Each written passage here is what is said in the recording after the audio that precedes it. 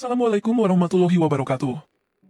Adam adalah manusia pertama yang diberikan kehidupan dan keberadaan di muka bumi ini. Namun, meskipun dikelilingi oleh keindahan surga dan makhluk-makhluk ciptaan Allah, Adam merasa kesepian. Ia merasa bahwa tidak ada makhluk yang benar-benar sejenis dengan dirinya.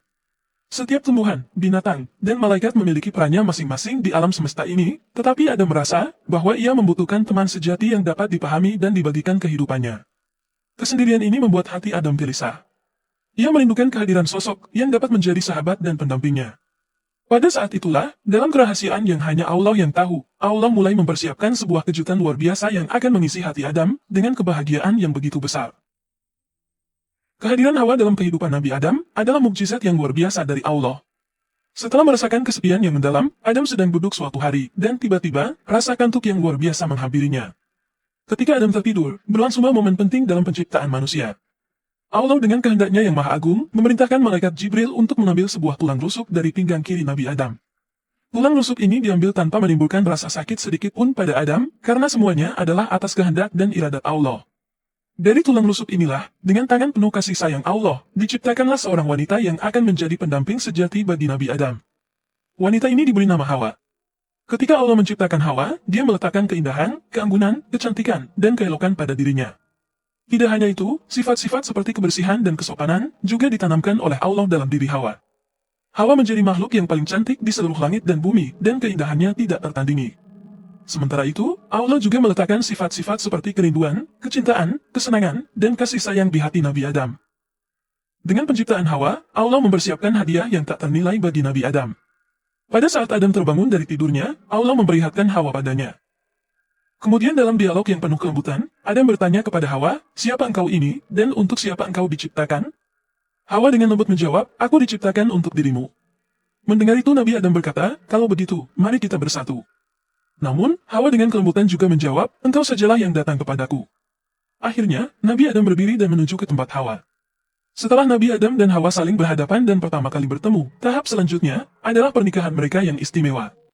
Allah Sang Pencipta yang Maha Kuasa memimpin prosesi pernikahan mereka dengan penuh kemuliaan dan keagungan.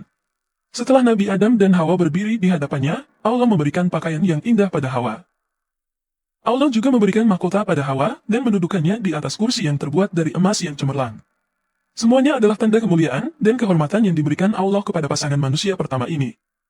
Dengan disaksikan oleh para malaikatnya, Allah menikahkan Hawa dengan Adam. Adam bertanya kepada Allah, "Wahai Tuhanku, apa yang harus aku berikan pada Hawa sebagai mas kawin?"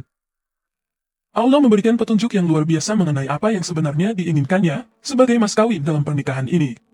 Kemudian, Nabi Adam bertanya lagi dengan tulus, "Wahai Tuhanku, apakah aku harus berpuasa, melakukan sholat, dan membaca tasbih kepadamu?" Nabi Adam ingin memastikan bahwa ia akan menjalankan ibadah-ibadah yang diperlukan untuk memuliakan pernikahannya dengan Hawa. Allah dengan penuh kasih sayang, menjawab, "Mas kawin untuk Hawa adalah engkau membaca sholawat 10 kali kepada nabiku dan pilihanku, yaitu Muhammad, yang menjadi junjungan para utusan dan menjadi penutup para nabi." Inilah mas kawin yang istimewa yang ditetapkan oleh Allah sendiri. Dengan membaca sholawat kepada Nabi, Allah menghalalkan Hawa bagi Adam, dan hal ini menjadi tanda persetujuannya terhadap pernikahan suci antara manusia pertama ini. Sejak saat itu, sholawat kepada Nabi Muhammad menjadi salah satu amalan yang paling dianjurkan dalam agama Islam, dan menjadi inspirasi bagi semua manusia untuk memuliakan dan menghormati Nabi besar tersebut. Setelah Allah mengajarkan kepada Adam tentang mas kawin yang harus diberikan untuk Hawa dalam bentuk sholawat kepada Nabi Muhammad, pernikahan mereka dinyatakan sah dalam surga. Dalam suasana yang begitu indah, pernikahan mereka dihadiri oleh para gilman, pelayan surga, dan malaikat yang tunduk pada perintah Allah. Allah berfirman, "Segala puji itu memujaku, kebesaran itu kainku, keagungan itu selendangku, dan makhluk seluruhnya adalah hambaku. Aku menyaksikan malaikatku yang menempati langitku, aku nikahkan Hawa dengan Adam dengan keindahan ciptaanku atas suatu mas kawin membaca tasbih dan tahlil kepadaku."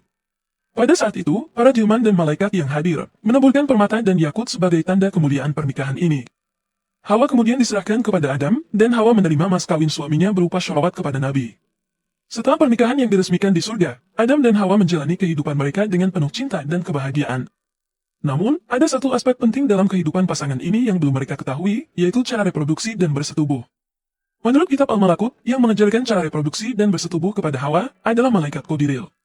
Malaikat ini adalah salah satu malaikat yang pada awalnya adalah rekan sepasukan dengan malaikat Harut dan Marut, dan semuanya di bawah panji malaikat Mikail. Malaikat-malaikat ini pernah turun ke dunia untuk membantu Nabi Idris dalam memerangi iblis dan kemungkaran makhluk nisnas. Namun, nasib malaikat Qadiril berubah tragis, karena ia gagal melaksanakan tugasnya saat masa Nabi Sulaiman.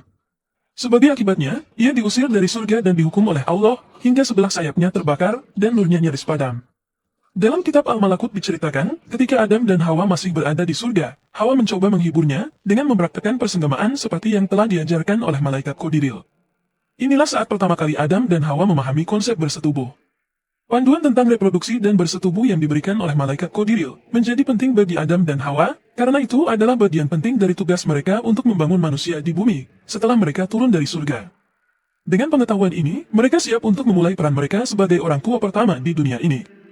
Adam dan Hawa, setelah mendapatkan pengetahuan tentang reproduksi dan bersetubuh, mengalami perubahan besar dalam kehidupan mereka.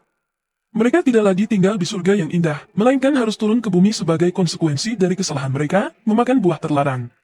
Kehidupan di surga yang penuh kemakmuran, keindahan, dan kelimpahan digantikan oleh kehidupan di dunia yang penuh dengan tantangan dan ujian. Mereka diserahkan pakaian oleh Allah dan mengalami perasaan pertama kali seperti panas dan ketidaknyamanan. Mereka harus belajar untuk bertahan dan beradaptasi dengan lingkungan baru yang jauh berbeda dari surga. Namun, mereka juga membawa bersama pengetahuan yang penting tentang reproduksi dan bersetubuh yang akan memungkinkan mereka untuk menjadi orang tua pertama di dunia ini. Ini adalah tanggung jawab besar yang diberikan Allah kepada mereka, yaitu untuk memulai perjalanan umat manusia di bumi ini. Namun dalam kisah lain diceritakan, bahwa malaikat Jibril lah yang mendatangi Adam, dan memberikan panduan tentang bagaimana hubungan intim antara suami dan istri harus dilakukan. Adam dan Hawa sangat bersyukur atas bimbingan ini, karena ini adalah bagian penting dari tugas mereka untuk memulai perkembangan manusia di dunia ini. Setelah menerima panduan ini, Adam dan Hawa mendekati hubungan intim dengan pemahaman dan rasa hormat satu sama lain. Mereka menjalani peran mereka sebagai pasangan yang harus memahami dan menghormati tubuh satu sama lain. Dalam versi kisah lain diceritakan bahwa hubungan intim pertama kali justru terjadi ketika masih berada di surga. Setelah Allah menghalalkan pernikahan Adam dan Hawa, Allah menyiapkan kamar pengantin mereka berupa kubah yang terbuat dari permata yang berasal dari Zabur. Kubah itu begitu megah dan bersinar terang, memancarkan keindahan surga yang tak terlukiskan. Cahaya permata-permata tersebut menciptakan lapisan cahaya berkilau yang memenuhi seluruh kubah, menciptakan atmosfer yang magis. Ketika Adam ingin bersenggama dengan Hawa, maka dia masuk ke dalam kubah, dan terjadi sesuatu yang nikmat. Setelah mendapatkan pengetahuan tentang reproduksi dan hubungan intim, Adam dan Hawa segera menghadapi tanggung jawab besar sebagai orang tua pertama. Mereka menjadi pasangan yang ditakdirkan oleh Allah untuk menjadi sumber keturunan manusia di dunia ini. Adam dan Hawa merasakan kebahagiaan yang mendalam saat pertama kali mereka melihat anak pertama mereka lahir ke dunia. Anak pertama mereka diberi nama Qabil yang diberkati oleh Allah. Kelahiran Qabil menjadi awal dari generasi manusia yang akan menghuni bumi ini. Sebagai orang tua pertama, Adam dan Hawa bertanggung jawab tidak hanya untuk mendidik dan merawat anak-anak mereka, tetapi juga untuk mengajarkan mereka tentang keimanan kepada Allah, moralitas, dan etika. Mereka harus memimpin dengan contoh yang baik dan mengajarkan nilai-nilai yang benar kepada anak-anak mereka. Semoga kisah ini bisa menginspirasi kita semua. Wassalamualaikum warahmatullahi wabarakatuh.